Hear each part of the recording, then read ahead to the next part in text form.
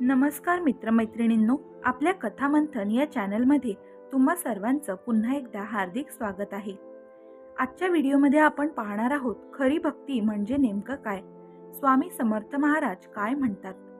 स्वामी समर्थ महाराज अनेक घटना प्रसंगातून समाजाला विविध बोध, शिकवण, उपदेश करत असत.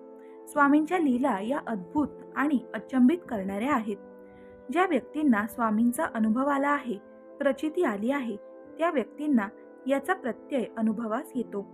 अक्कलकोट येथे स्वामी हे सुमारे 22 वर्ष होते. या काळामध्ये त्यांनी हजारो आर्त अर्थाती जिज्ञासू आणि मुमुक्षू यांच्या मनोकामना पूर्ण केल्या आहेत.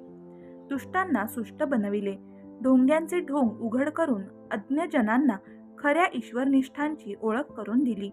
अशा प्रकारे विस्कटलेली घडी पूर्ववत बसवण्यासाठी, निष्ठावान भक्तांना आत्मानंदाची प्राप्ती करून देण्यासाठी आणि जगात सद्धर्म, सुसंस्कृती आणि भक्तिप्रेमाची गुढी उभारण्यासाठी अनंत लीला केल्या असे म्हटले जाते. अशाच एका प्रसंगामध्ये स्वामींनी खरी भक्ती म्हणजे नेमके काय याबाबत बोध दिला आहे. नेमके काय घडले हे जाणून घेण्यापूर्वी व व्हिडिओमध्ये पुढे जाण्याआधी सर्वांनी कमेंट्समध्ये श्री स्वामी समर्थ लिहायला अजिबात विसरू नका. एकदा स्वामी विश्राम करत असताना बाळप्पा त्यांचे पाय चेपत असतात. तेवढ्यात स्वामी एकदम जागे होऊन लोण्याची मागणी करतात. लोणी खाऊन संतुष्ट होऊन स्वामी बाळप्पाला भक्तीचा अर्थ विचारतात. बाळप्पा प्रांजळपणाने स्वामीवरच तो प्रश्न फिरकवतात. स्वामी म्हणतात की भक्ती म्हणजे ईश्वराला वाहून जाणे.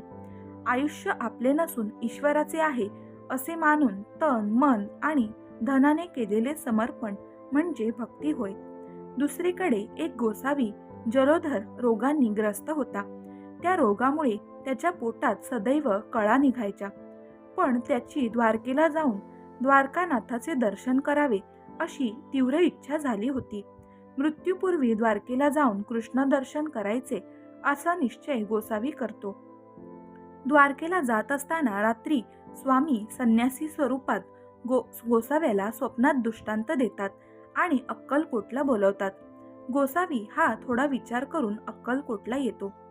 स्वामी हे त्याला पाहिल्याबरोबर विचारतात की क्यों द्वारका जा रहे थे ना, यहाँ अक्कलकोट कैसे आ गए, कैसे पहुंचे. स्वामींच्या प्रश्नांनी गोसावी विस्मित होतो. गोसाव्याची अवस्था पाहून स्वामी म्हणतात की हमने ही बुलाया था. खऱ्या भक्ताची तळमळ जाणल्याशिवाय आम्ही कसे राहणार.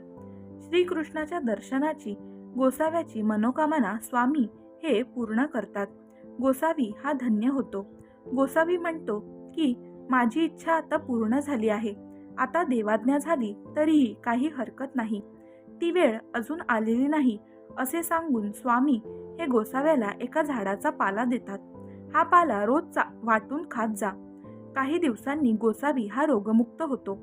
स्वामी म्हणतात की अनन्य भाव भक्ती असलेल्या शिष्याची मनोकामना आम्हाला पूर्ण करावीच लागते. ज्याची भक्ती पक्व दिशेला गेलेली असते त्याची कामना गुरु हा पूर्ण करतोच. तर मित्रमैत्रिणींनो, ही गोष्ट आणि याचा बोध तुम्हाला कसा वाटला हे आम्हाला कमेंट करून नक्की कळवा.